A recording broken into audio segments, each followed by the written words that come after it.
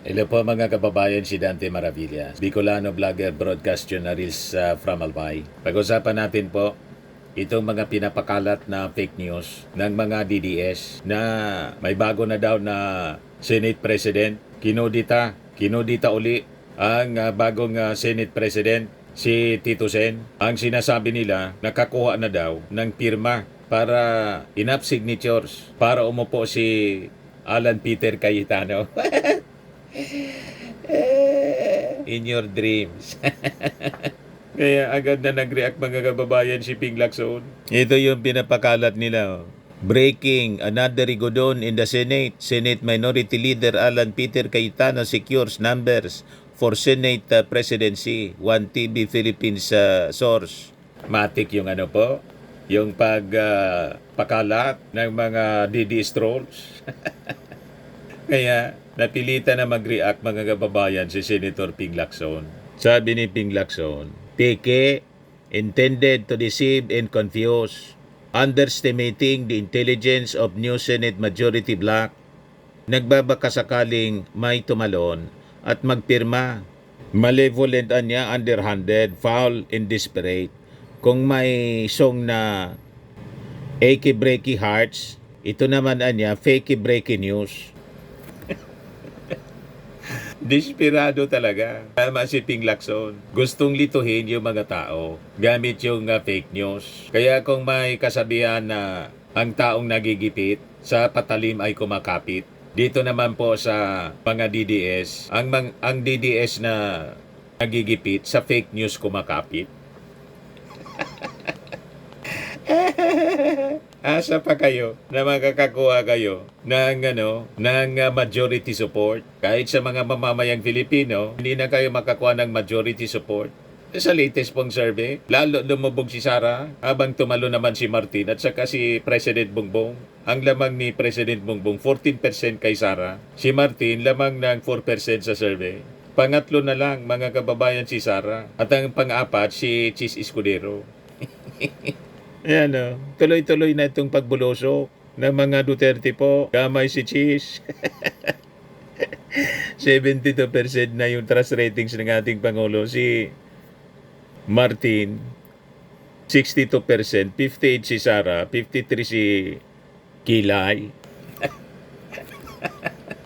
O diba? Kaya sa Senado po, nagbaliktaran yung dating mga sumusuporta kay Cheese. Kinudita si Cheese Escudero kasi naging unpopular na masyado. Nasira yung Senado dahil kay Cheese. Kaya sinuport po si Tito Sen. Yung dating mga kaalyado ni Sara, nagsipagbaliktaran po sa Senado. Siyam na lang yung natira. Pagkatapos, ito yung pinapakalat nila. Nakasecure na daw ng majority signature si Alan Peter Cayetano. In your dreams. Ito, pinost ni Ping Lacson. Ping Lacson, ang tama ipaglaban, ang mali labanan. Lacson calls out the bank's fakey breaking news on Senate counter coup. Fake anya? The post by 1TV Philippines posted at 9:12 p.m. Saturday with a caption breaking another rigodon in the Senate claimed that Senate Minority Leader Alan Peter Cayetano secures numbers for Senate presidency. A reliable source tells 1TV Philippines. According to the Facebook page of 1TV Philippines, it is a digital news network globally based in Davao City in Pagadian City, based in Pagadian City. A check of its YouTube channel as of Sunday morning showed it has fewer than 2,000 subscribers. Its last update in July 2024. Kita ninyo, yung subscribers po, 2,000. Bakit naging viral? Kasi sinuport ng mga trolls nila. At malamang sa malamang, itong 1TV Philippines, Facebook account nila po ito. DDS ang nasa likod nito. Ginagamit nila sa panluloko. Hindi man po credible na source ng information. Hindi man siya mainstream. Digital-based. Pagkatapos, naka-base pa sa sa Davao at in Pagadian. Bodol. Yan ang expertise nila mga kababayan, gumawa ng kung ano-ano mga accounts, palalabasin na credible source of information, pero source ng fake news. Kita ninyo? Yan Digital News Network, globally based in Davao City and Pagadian City. Lacson pointed out as well that there is a proper and professional way to effect leadership change in the Senate. The proper and professional way is to call or approach the Senate President, inform and show him the resolution signed by at least 13 senators. Then the sitting Senate President resigns at the opening of the session, not through a media outlet, whether nationally recognized or obscure, tulad nitong One TV Philippines. Ngayon ko lang siya narinig. Biglang lumitaw na lang mga kababayan. Ang tawag dyan sa amin, fly-by-night media entity. media. Fake media outlet, mga kababayan. Yes, sabi ng mga nag-react, sabi ni Thinking Pinay, they're so desperate po, Sen. Sabi ni Eric Karamat, sana nga peke, pero ingat pa rin sa mga magkakapatid. Mismo ng si Ping Lacson ang nag-warning kay Tito Sen after na mangyari yung kudita. Kasi manipis niya yung lamang.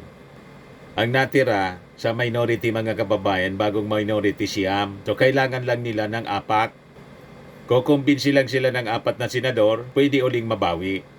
Pero at present, si Tito Sen may 15 na boto. O, di ba? Kailangan nila ng 4 para makatrese sila, para unseat si Tito Sen. Sabi ni Mar Villegas, Senator Ping Lacson, masyadong halata ang ilang kasama niyo na takot mabisto ang pangungulimbat sa gobyerno. At kung sino man ang titiwalag sa kasalukuyang majority, malamang sa malamang kasama sila sa may mga tinatago. Tama kayo. Malamang ganon. Ninenervyos na sila kasi desidido yung ating Pangulong Bongbong Marcos. Kahit pa kayo, itigil pa ninyo yung investigasyon sa Senado, may independent commission na po na titingin. Nabuo na po yung independent commission. Pero yung Senado, hindi daw titigil sila kasi in aid of legislation.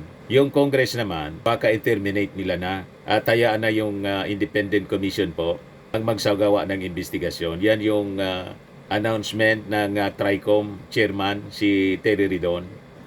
Sabi ni Lada Dondoy, sino pa gagawa niyan kundi ang mga kawatan sa loob ng liderato? We support Senator Ping and Tito Soto sa magandang hangarin para sa mga Pilipino, transparency and accountability.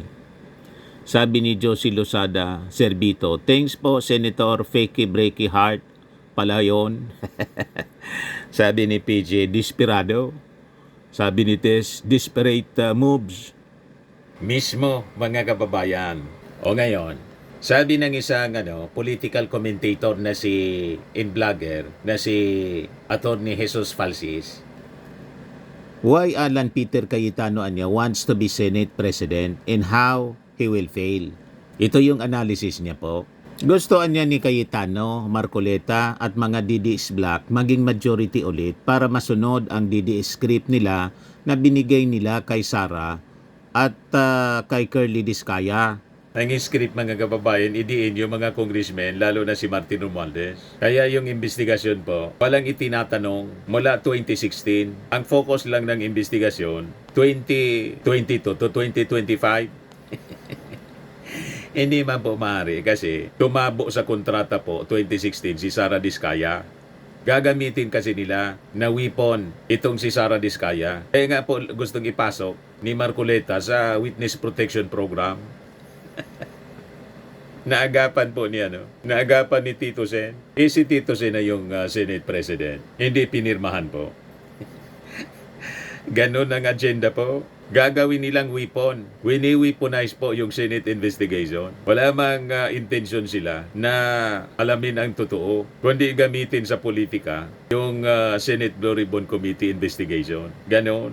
So sabi ni Attorney Falsis, admitted diyan niya, Soto Senate presidency is a fragile one with 15 votes in favor. Only 4 need to defect to topple him. para maging 13 or majority, simple majority. In part of the 15 votes that Soto has includes perceived DDS Senator si Mark Villar, Camille Villar, Pia Cayetano, the sister of Alan Peter Cayetano. Kaya kung ang lahat ng tatlo mag-defect, biglang pumanig para kay Alan Peter Cayetano, that will give him 12 votes, which is not enough to topple Soto. That is a stalemate in favor of status quo. So he would need to poach one more to tilt the balance. So ang tanong, kaya niya? I doubt it, anya. The reason anya why Soto was originally strong contender for the Senate presidency back in July 28-29 is because Soto had the following factors in his favor. Una, nandyan sa kanya yung Nationalist People's Coalition Bloc composed ni Win Gatchalian, Dito Lapid, JB Ercito, Loren Legarda, tapos mismong si Tito Sen. He had the backing, number 2, of most of the seatmates bloc na sa pangunguna ni Subiri, who was ousted by Chis Escudero and harbors a grudge against Chis. The members of NPC overlap with this bloc, namely si Win Gatchalian, si Loren, tapos si JB Ercito. And number 3, most importantly, Soto was under BBM's Alianza slate and so was expected to be carried by senators who ran under Alianza tulad ni Erwin Tolfo. So yun, mga kababayan, medyo malabo na masungkit ni Alan Peter Cayetano. Sabi pa dito sa post ni Attorney Falsis, ang sabi niya ng Tweety Bird ko, madami na connections na ungkat ang ibang mga senador tungkol sa sariling connections ni Alan Peter Cayetano with the Discayas. Sa sumbong sa Pangulo website alone, there are 8 to 9 flood control projects by the Discaya companies such as St. Timothy and Alpha and Omega corporations. And look at the huge whooping amount or numbers collectively for 2022 to 2024 alone. The Discaya companies bag almost 1 billion pesos in Taguig City pa lang. Kaya sila kinakabahan sa pamumuno ni Tito Sen, mga kababayan. Anything Lacson as majority leader at chairman committee on Blue Ribbon. Kaya gustong ikodita. Pero malabo po. Nakasulat na sa wall, mini tikel o parsen. The writings on the wall. Sabi ni Atty. Falsis dito, kung totooan niyang sinasabi ng mga Discayas na 30% ang SOP ng politiko, that's 300 million pesos going to a politician. So how can Alan Peter poach one more senator in his favor when JB Ercito is known as the good one? Win Gatchalian is known for fiscal discipline. The Tolfo brothers are known for anti-corruption. May question po. Why would they support a candidate for Senate President in Alan Peter Cayetano who also has past corruption controversies such as the overpriced 50 million SEA Games Caldron? Kaya nga, di ba tawag kay APC, Caldero King? So, any senator who wants to protect the falling reputation of the Senate should think twice in voting for Alan Peter Cayetano, sabi ni Atty. Falsis. First, he himself is controversial and will be implicated in the coming weeks. Kaya kabado sila, mga kababayan. Kasi may project pala si Discaya dyan sa Taguig, lugar ni Caldero King.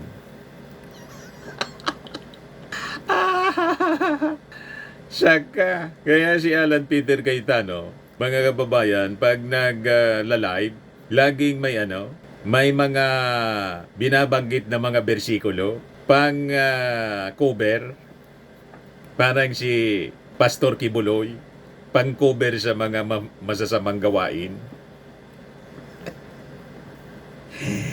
O diba, mga kababayan? Panoorin ninyo si Alan Peter Cayetano. Laging bukang bibig yung bersikulo. Tulad ni, ewan ko kung magka-church sila, ni Joel Villanueva. Ayun pala, may 30%. Sabi yan ni Bryce, Engineer Bryce Hernandez. 600 million yung flood control projects ni Joel Villanueva. So pag kinompute mo sa 30%, 178 million. Habang si Jinggoy Estrada, mga kababayan, 355 or 105,600,000 ang 30% pag kinompute mo. So he himself is controversial, sabi po ni Atty. Falsis, and will be implicated in the coming weeks. Pangalawa, kakapalit lang ng leadership tapos magkukodita ulit.